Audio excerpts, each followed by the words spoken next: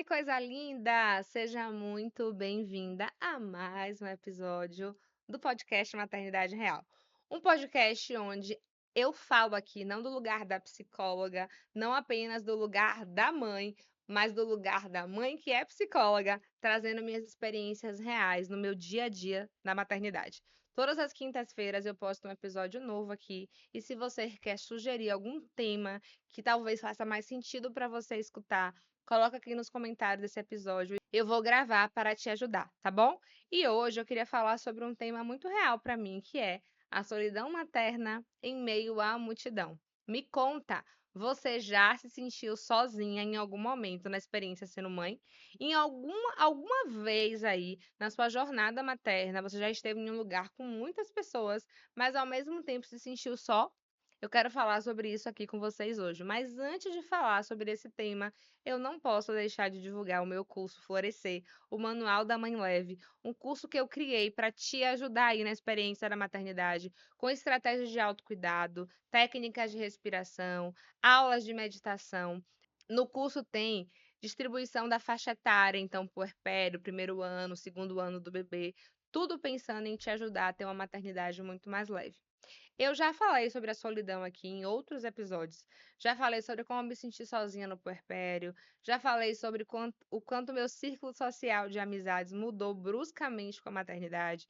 Já falei sobre esse tema em várias situações. Quando eu saí com meu namorado, quando eu estive em outros contextos.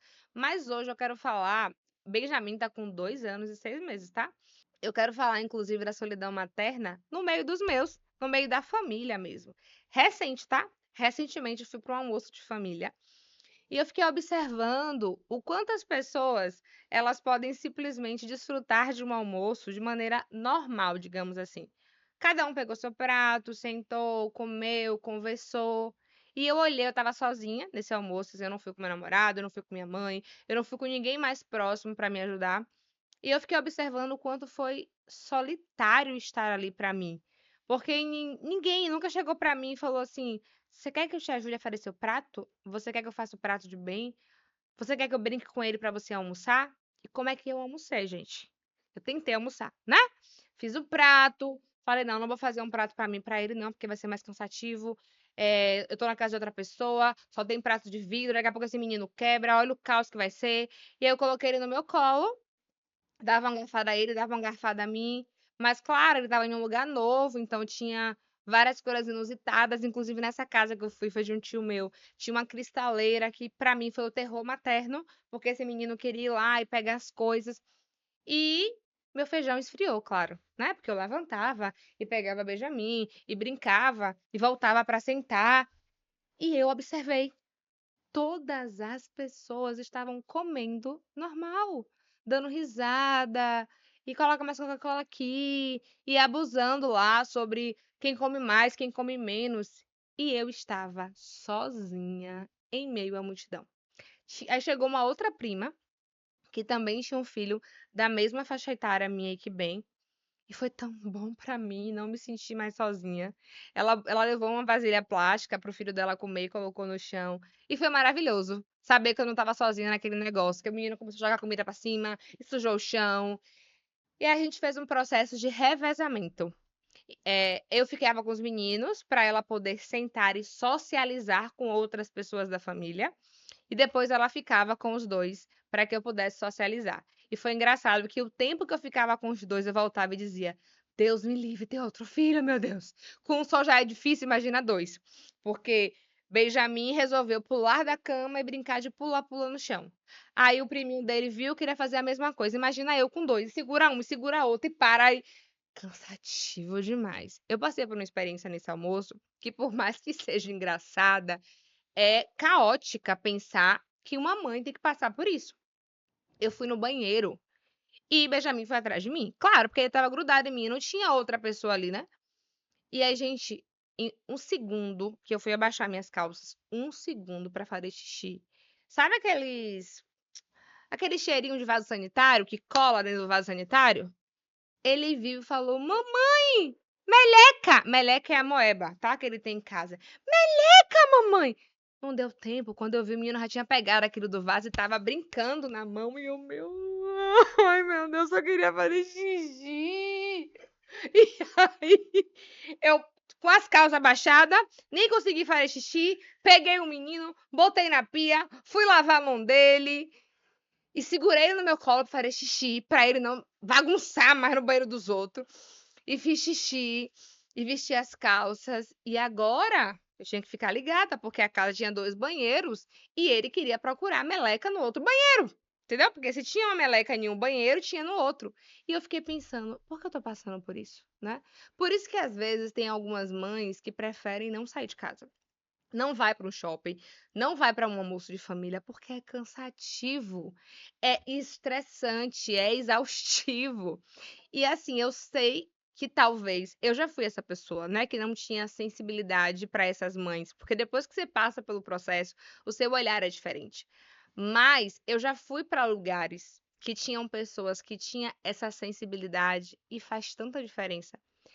Eu vou distrair bem aqui enquanto você almoça. Eu vou brincar com ele aqui enquanto você toma um café. Gente, porque pode parecer besteira, mas o básico para mãe deixa de ser básico. O tomar um café tranquilo não existe mais, o comer tranquilo não existe mais. Então, quando você vai para um lugar que tem esse olhar acolhedor para a mãe, faz a diferença. Sabe como é que eu lembro muito bem de como é que ficou distribuído esse almoço na minha família. Os mais velhos, né, meus tios e as pessoas dessa idade ficaram na varanda conversando. Os meus primos, adolescentes e jovens, estavam na sala e eu, essa prima e as 2 crianças abençoadas estavam no quarto tentando conter, porque na sala eles queriam pegar tudo, na varanda ele normal, né? E aí eu falei assim, gente, eu tô aqui. Se ela não estivesse aqui, eu estaria aqui sozinha. Então a gente começou a conversar sobre os dilemas da maternidade, os desafios, e a gente começou a interagir. Eu levei brinquedo para Benjamin, e o primo dele queria pegar, e brigava. E aí ela falava: "Ah, o meu é a mesma coisa, a mesma coisa". Alívio. Eu lembro que a gente dividiu, né? Eu fiquei um pouquinho e ela ficou para ela poder comer tranquila. Teve a hora da sobremesa, que eu não tive nem direito de comer sobremesa, inclusive, porque quando eu botei no copo, o Benjamin, é meu, mamãe. Falei, gente, nem comer a sobremesa. E aí ele queria comer, e eu lembro que eu falei pra ela, tinha um bolo lá muito específico que uma tia minha faz, que é um bolo de maracujá, que é tipo a marca dela, sabe? É uma delícia. Eu falei, prima, você pode ficar com bem só pra eu comer um pedaço de bolo com café? Eu só quero isso, só isso, nada mais. E aí ele ficou lá brincando, né, com o amiguinho dele, mas assim, coisa de 1 minuto, eu acho. Ele me procurou e não viu. E eu fui pra varanda, peguei um pedaço de bolo, botei o café. Gente, só deu tempo de colocar o bolo no prato e colocar o café. Só isso. Benjamin, mamãe! Aí eu falei, vamos brincar de sentar, Benjamin? Quem ficar mais tempo sentado ganha. E aí todo mundo começou a dar risada. E aí eu lembro que eu falei, eu só quero comer um bolo com café. E as pessoas deram risada, mas assim, por mais que seja engraçado, é tão triste, sabe, perceber que a mãe tá no meio da multidão e as pessoas estão ali vivendo as suas próprias vidas e não se compadecem dessa mãe. Porque eu também queria estar no meio dos meus primos adolescentes, jovens e dos meus tios adultos, partilhando de outros assuntos que não eram sobre maternidade. Eles estavam falando sobre os perrengues da família, as fofocas, né, que a gente sempre fala nesses encontros de família, porque era a vida de fulano, porque Beltrano, sobre a vida de cada pessoa, como é que estava. Por exemplo, tem um primo meu que vai casar e a namorada dele contou como é que foi o pedido de casamento, que foi lindo. E eu lembro que eu peguei pedaços e aí teve uma hora que eu falei: "Mulher, me conta aí como é que foi esse pedido que eu quero saber, né, com Benjamin não dá". Sabe como é que ela me contou? Eu indo atrás de bem. Ela me contando e eu: "Sim, vai contando". E: "Sim, termina aí". E aí depois ela parou, porque eu fui pegar alguma arte que ele estava aprontando na casa, e aí depois eu falei assim: "Espera aí que você me conta, um momento". Gente, e assim, isso não deveria ser dessa forma. Tem uma frase muito bonita de uma autora que eu não lembro, né, que diz que precisa-se de uma aldeia para criar uma criança. Cadê essa aldeia? Tô procurando, porque minha rede de apoio eu posso listar, assim, ela é muito específica, né? Minha mãe, meu namorado, a babá que eu pago, a escola também é uma rede de apoio que faz difícil as férias escolares. Vou gravar um episódio sobre isso. Mas assim, essa aldeia não existe mais. Nesse almoço em família, inclusive, eu falei sobre isso.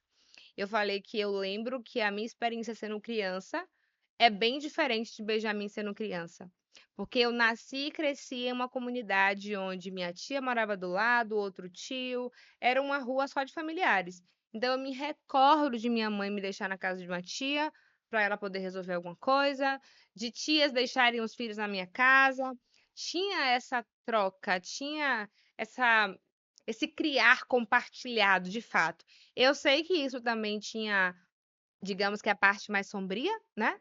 A parte negativa, que de alguma forma algumas crianças ficaram muito mais vulneráveis ao abuso sexual, porque sim, o abuso sexual acaba acontecendo muito ali por familiares próximos, por amigos próximos. Então eu sei que esse compartilhar tem esse risco em alguns casos. Eu sei que tem inúmeros riscos, né? Mas tentando pensar em uma linha de cuidado, de proteção à criança, eu estou trazendo muito mais para esse olhar para a mãe, que parece eu me senti invisível no meio do processo. Eh, eu fiquei pensando: "Gente, ninguém me perguntou sobre como é que tá a minha vida profissional, como é que tá a minha vida amorosa, como é que eu tô, o que que eu tô fazendo". Eu não tenho mais assunto, eu não sou mais uma pessoa interessante, eu sou só a mãe de Benjamin, né. Só teve um comentário que foi: "Prima, tá gordinha, hein, precisa emagrecer". Só esse comentário desnecessário, porque a vontade era responder: "Que dia você vai lá em casa ficar com o Benjamin pra eu malhar?" Era a minha vontade, tá, a minha vontade agressiva. Mas era só dar risada e seguir o normal. Só que o que a gente precisa começar a pensar e a desconstruir é o nosso olhar sobre essas mães.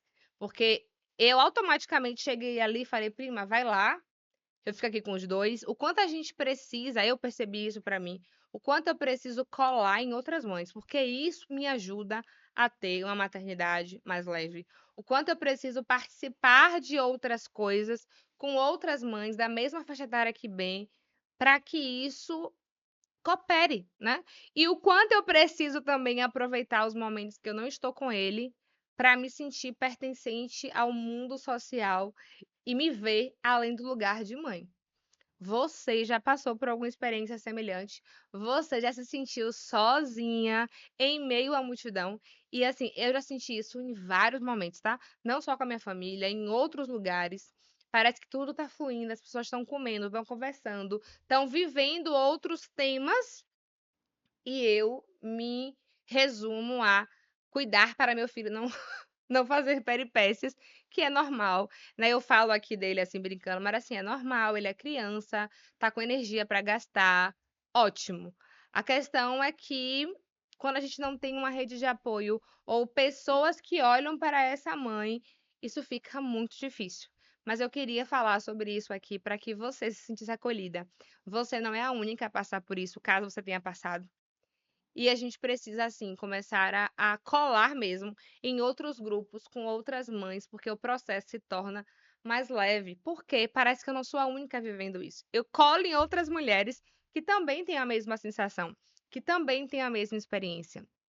E uma sugestão que eu te daria também é, quando puder, saia, socialize, faça coisas sem seu filho, para que você também se sinta parte do mundo. Eu vou ter uma experiência agora, esse mês, eu vou viajar pela primeira vez completamente sozinha, sem bem, sem nenhum familiar, eu vou investir em algo na minha carreira. E por mais que tenha, né, os medos, como é que ele vai ficar, apesar de que ele já tá bem, tá dormindo sem mim, já fica com o pai, já fica com a avó, mas eu tô anseiando. Uma parte de mim tá anseiando por dormir, tomar café tranquila, conversar com outras pessoas do mundo de outros assuntos que não seja só maternidade. Porque isso também é saudável e é importante para nós enquanto mulher. Coloca aqui nos comentários o que é que você achou desse episódio, se você quer sugerir outros temas para que eu possa falar aqui, e vamos continuar compartilhando assuntos da maternidade real. Um beijo e até o próximo episódio.